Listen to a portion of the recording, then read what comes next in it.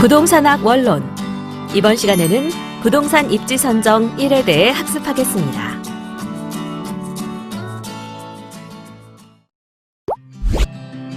부동산의 입지 조건이란 어떤 토지가 자리 잡고 있는 위치의 자연 조건 및 인문 조건을 말하는데요.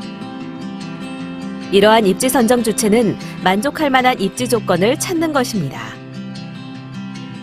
만약 토지를 거주, 상업활동, 공업생산, 농업생산 등의 목적으로 이용하려 할 때 대상 토지의 자연 조건 및 인문 조건이 입지 목적과 적합하며 그러한 용도의 기능을 충분히 발휘할 수 있는 가치가 있는 곳인가, 그렇지 않은 곳인가 관심이 있습니다.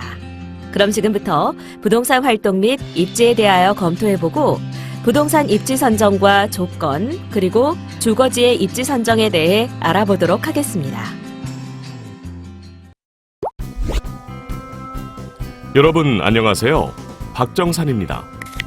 이번 시간의 학습 내용은 부동산 활동과 입지, 부동산 입지 선정과 입지 조건, 그리고 주거지의 입지 선정입니다.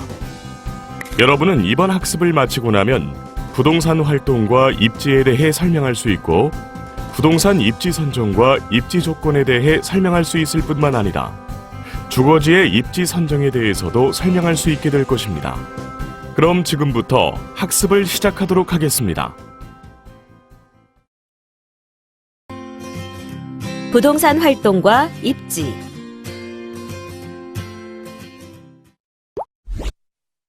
자, 그럼 입지는 무엇일까요? 입지란 어떤 것이 자리 잡고 있는 위치라고 해석하는 경우가 많은데요.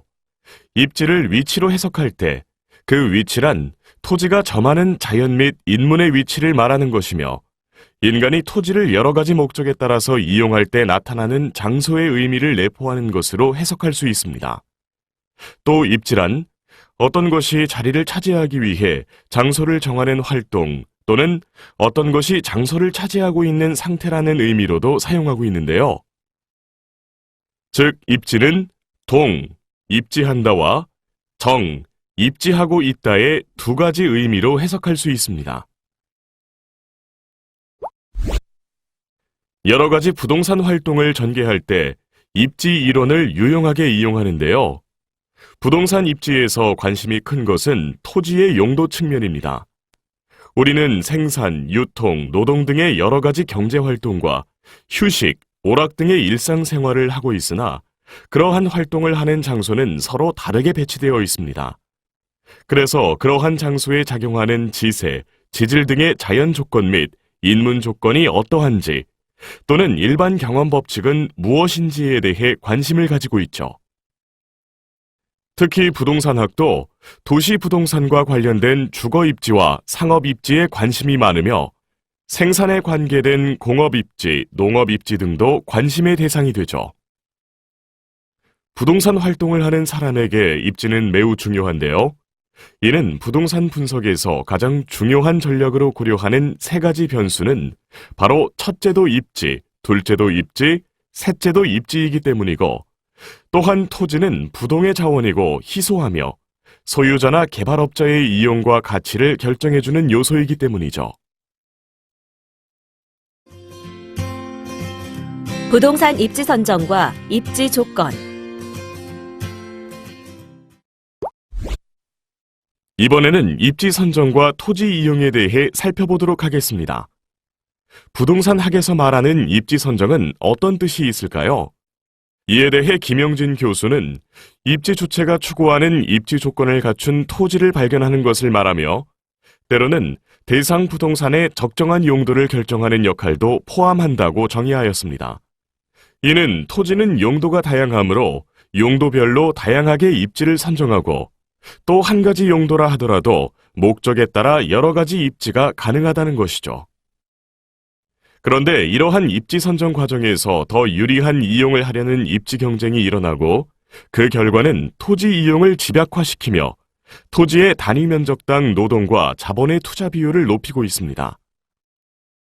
따라서 이러한 집약적 토지 이용의 결과는 집가를 상승시키고 건물의 고층화를 불가피하게 하며 용도 면에서 토지 부족 등의 도시 토지 이용에서 발생하는 부동산 문제를 발생시키는 원인으로 작용하고 있습니다. 하지만 반대로 경쟁이 적어서 토지 이용의 집약도가 낮을 때는 조망으로 이용되어 지가가 안정되는데 일반적으로 농촌 토지는 도시 토지에 비해 땅을 넓게 사용하고 있습니다. 입지 조건이란 어떤 토지가 자리 잡고 있는 위치의 자연 조건 및 인문 조건을 말합니다. 자연 조건은 지세, 지질, 지반, 지형, 기후, 온도, 습도, 경관 등이며 인문 조건은 사회, 경제, 행정의 재요인을 의미합니다. 입지 선정 주체는 만족할 만한 입지 조건을 찾기 때문에 토지를 거주, 상업활동, 공업생산, 농업생산 등의 목적으로 이용하려 할 때 대상 토지의 자연 조건 및 인문 조건이 입지 목적과 적합하며 그러한 용도의 기능을 충분히 발휘할 수 있는 가치가 있는 곳인가, 그렇지 않은 곳인가 관심이 있습니다. 이때 부동산 평가는 환경 요소가 가격에 미치는 영향에 주목하고 입지 선정에서는 입지 주체가 적합한 환경에 입지할 수 있는가에 주목합니다. 따라서 부동산 평가에서 말하는 가격 형성 요인은 평가 과정에서 필요 불가결한 분석 요인으로서의 환경이지만 입지 활동에서는 이러한 가격 형성 요인을 입지 조건으로 이해하는 것이라고 할 수 있죠. 즉, 활동 목적에 따라 환경 요인이라는 용어를 다르게 사용하는 것입니다. 그러면 용도별로 어떤 입지가 가장 유용할까요? 주택지의 유용성은 쾌적성이 좋은 곳, 상업지는 매출액이 높은 곳이 좋습니다. 그리고 공업지는 생산비와 수송비가 절약되는 곳이 좋고, 농업지와 임업지는 기상 상태와 토양이 양호하여 생산성이 높은 곳이 좋습니다. 이러한 유용성을 최대로 만족시킬 수 있는 입지 조건을 찾는 것이 입지 주체의 목표라 할 수 있습니다. 주거지의 입지 선정.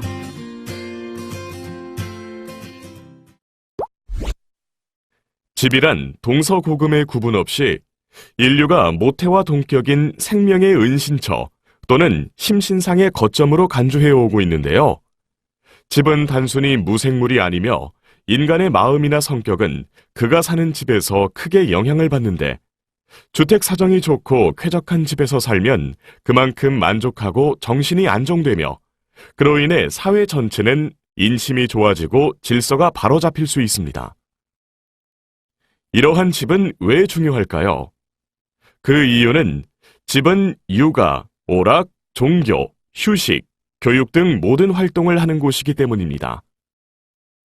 따라서 좋은 위치의 집을 찾는 행위는 누구에게나 바람직한 것이며 자유로 갖고 있는 의지이며 선택의 기회가 있습니다. 이러한 행위가 바람직하면 주거 생활이 즐겁고 유익하며 그렇지 않으면 그 사람의 인생살이에 나쁜 영향을 주는 것에서 우리는 주거 선택이 삶에 얼마나 중요한가 알 수 있죠. 이번에는 주거지의 입지 조건에 대해 알아보도록 하겠습니다. 주거지의 입지 조건은 크게 자연 조건, 사회 조건, 법, 행정 조건, 그리고 택지의 개별 조건으로 나누어 볼 수 있습니다. 그럼 하나씩 자세히 살펴볼까요? 먼저 자연 조건입니다. 주택의 적당한 장소는 겨울에 따뜻하고 여름에 시원하며 물이 차지 않는 약간 높고 건조한 곳인데요. 이것은 바로 인간의 환경 중 자연물로는 공기, 수기, 양광, 자기가 주거 입지에 크게 영향을 준다는 것을 말합니다. 이러한 자연 조건에는 첫째, 지세, 방위가 있는데요. 지세는 남쪽이 트이고 경사가 완만하며 북쪽은 차가운 계절풍을 막아주는 산이나 숲이 있는 땅이 좋습니다. 이는 주거지는 서고 동저보다 북고 남저가 좋다는 것으로 그 이유는 우리나라의 겨울 바람은 북서풍이 제일 많고 그 다음이 북풍이며 서풍이 제일 적으므로 긴 겨울을 나기에는 북서쪽이 높고 남동쪽으로 경사진 땅이 가장 좋은 것입니다. 또한 우뚝 솟은 봉우리는 바람바지가 되어 나쁘며 반대로 움푹 파여 들어간 소형 분지도 좋지 않은데요. 터가 낮으면 저습지이거나 지하 수위도 높고 일조가 적으며 또 장마 때 수해를 입을 우려가 있고 절벽 밑은 붕괴의 위험이 있어 좋지 않습니다. 둘째, 지질 지반입니다.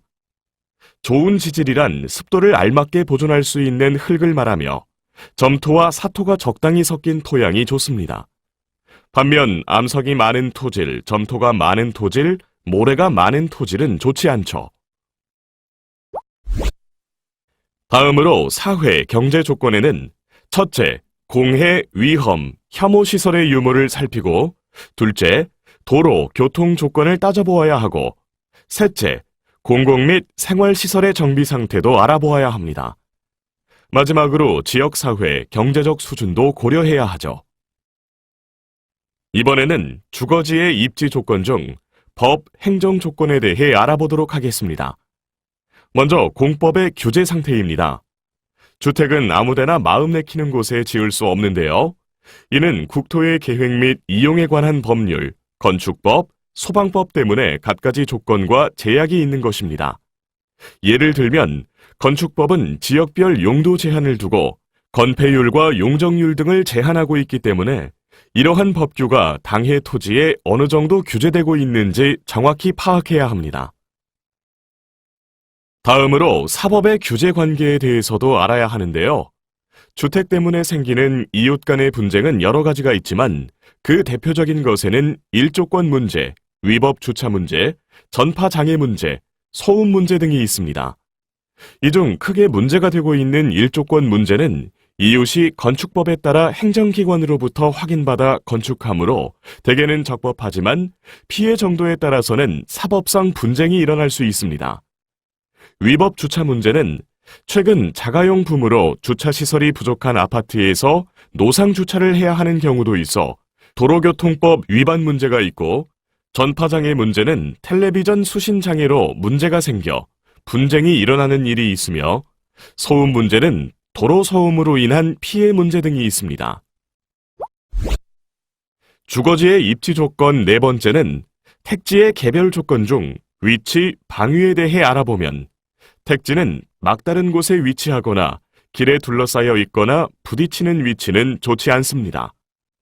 예를 들어 그림에서 보듯이 21-1번지 삼각형 부지는 도로가 집을 감싸서 좋을 것 같이 생각할 수 있으나 사생활을 방해받아 나쁘고 예각이 첨예하여 활용도가 떨어지고 21번지 3호, 7호, 15호, 21-13번지는 길이 꺾인 바깥쪽에 있기 때문에 차량이 튀어들어올 염려가 있고 저녁에 자동차 불빛이 들어오며 또한 이들 번지는 화살표 방향의 바람을 받기 때문에 좋지 않습니다. 다음으로 22번지 6호, 7호, 23번지 6호 등은 막다른 골목 안에 있는 집으로 좋지 않은데요.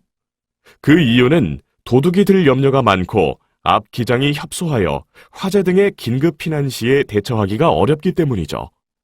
그래서 이런 부지는 일반적으로 다른 부지보다 가격 수준이 낮습니다. 그렇다면 위치상 좋은 지역은 어디일까요? 위치상으로 좋은 것은 남향 쪽에 길이 있는 21-20, 16, 19, 11, 10, 22-18, 19, 13, 12, 5, 4호 등입니다. 특히 21-11, 22-4, 12, 13과 같이 십자각지의 부지는 가치를 높이 평가하며 이용면에서도 좋습니다. 일반적으로 보아 가곽이 동서로 긴 때는 북쪽보다 남쪽의 부지가 좋고 가곽이 남북으로 긴 때에는 그림의 23번지를 보기로 들면 동측의 23-1, 2, 3, 4, 5, 7호가 서측 23-14, 15, 16, 17, 18, 19호보다 좋습니다. 물론 여기서 가장 좋은 것은 19, 8, 7호입니다. 이번에는 택지의 형상, 크기에 대해 살펴보겠습니다. 택지는 정형인 부지가 좋고 지나친 사다리꼴이나 삼각지는 좋지 않은데요. 삼각지는 우리의 주거 관습으로 나쁜 모양이지만 건축할 때에도 많은 제약을 받습니다. 예를 들어 그림에서 사다리꼴 택지는 21번지 17호와 같이 도로의 접한면의 길이가 길수록 나쁘고 19호와 같이 앞 기장이 북쪽면의 길이보다 짧으면 좋습니다. 22번지 17호와 같이 자루형 부지는 한적하여 좋을 것 같으나 그렇지 않습니다. 이것은 당해 지역의 표준 모양이 아니어서 감가되기도 하지만 접근성이 나쁘면 긴급 피난 시 대처가 힘들고 도로에서 부지까지 진입로를 개설하거나 수도 시설을 할 때 비용을 더 들여야 합니다. 그렇다면 주택의 방위와 위치는 어디가 좋을까요? 고층 아파트나 주상복합 건물은 판상형, 탑상형이 있는데 남향이 다른 향에 비해 선호도가 높은데요. 이는 양광의 혜택을 볼 수 있기 때문입니다. 또한 주택의 조망권은 저층이든 초고층이든 프리미엄 가치가 높게 형성되어 주택 가격에 크게 반영되는데 그 이유는 바다, 강, 호수, 공원, 산을 조망할 수 있기 때문이죠. 조망이 좋은 아파트, 고급 빌라, 타운하우스, 골프장 조망 가능한 인접주택이나 장례주택, 수려한 자연경관의 품에 안겨있는 단지의 주택은 한정된 지역에 입지하고 경관이나 조망이 좋기 때문에 희소성이 생겨 프리미엄이 생깁니다. 이는 모두 수직 혹은 수평 공간의 양호한 방위와 위치를 점하고 있는 주택입니다. 다음으로 가상과 주거의 관계에 대해 알아보도록 하겠습니다. 먼저 가상이란 우리 인간이 사는 집과 터의 길흉을 모든 면에서 연구하는 점술입니다. 우리는 집에서 보내는 기간 동안 집의 영향을 받는데요. 그 영향은 유형적인 면과 무형적인 면으로 나눌 수 있습니다. 유형적인 면은 우리의 육체, 즉 건강상에 작용하는 것이며 무형적인 면은 우리의 정신위생에 작용하는 정신, 두뇌 활동에 작용합니다. 이러한 것으로 보아 집이 우리에게 미치는 영향을 알아보는 일은 당연하다고 할 수 있습니다. 집을 선택할 때는 어떤 요소들을 고려해야 할까요? 집은 그 터가 어떠하느냐에 따라 양부가 결정되며 풍수사상의 전승과 함께 주거 입지는 집을 선택할 때 고려하는 중요한 요소가 되었습니다. 근래에 들어 도시는 건축법 등에 따라 대지의 규제와 경제면의 제약으로 위치나 방위 등을 자유로이 선택하기 힘들어 풍수사상을 다소 무시하고 있으나 농어촌과 지방 소도시 주택이나 경제면에서 여유가 있는 사람은 주택의 위치와 방위 선정에 풍수사상을 고려하기도 합니다. 여러 갈래의 가상을 모아 건축학적 입장에서 분석해보면 그 내용을 세 가지 경향으로 구분할 수 있는데요. 첫째, 건축계획학, 공학, 주거학으로 보아 근거 있는 내용으로 여기에는 안전하고 살기 좋은 집을 꾸미기 위한 옛 사람들의 지혜가 담겨 있습니다. 말하자면 현대의 건축법과 설계 지침 및 건축 기술서를 종합한 내용이죠. 둘째, 집에 관련된 사회적인 텁으로 구성되어 있는데요. 여기에는 사회제도에서 오는 편견, 인습이 깔려 있으면서도 개중에는 그 제도의 폐단에 대한 배려와 예방수단까지 내포되어 오늘날에도 귀를 기울일 점이 많다는 것입니다. 마지막으로 미신일 뿐 논리적으로 설명이 안 되는 것, 샤머니즘이나 음양오행설로 분장되어 건축학적으로 수긍이 안 가는 부분도 있습니다. 지금까지 학습한 내용을 퀴즈를 통해 확인해 보겠습니다. 스타트 버튼을 클릭하세요.